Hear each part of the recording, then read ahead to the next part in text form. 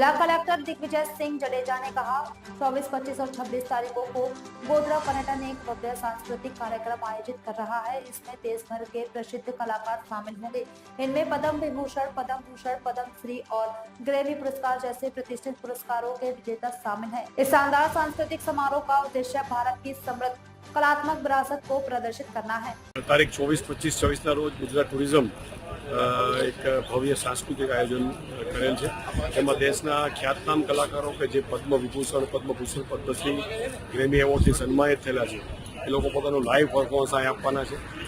અને મહાશિવરાત્રિ એ મોટામાં મોટો એક તહેવાર છે, તો તે દિવસે અહીંયા ભક્તોનું પણ ઘણી મોટી સંખ્યામાં દર્શનનો લાભ લેવા માટે પધારતા હોય તો એમને કોઈ અગવડ ના પડે અને તેઓ શાંતિથી દર્શન કરી શકે અને પ્લસ આપણો જે આ સાંસ્કૃતિક કાર્યક્રમ છે એને માણી શકે એટલા માટે આજે અમે આ વિઝિટ કરી છે। અને અમે આતુર છીએ તમામ ભક્તોને આવકારવા માટે, સાંસ્કૃતિક કાર્યક્રમ નિહાળવા માટે પણ અને ભગવાન સોમનાથના દર્શન કરવા માટે।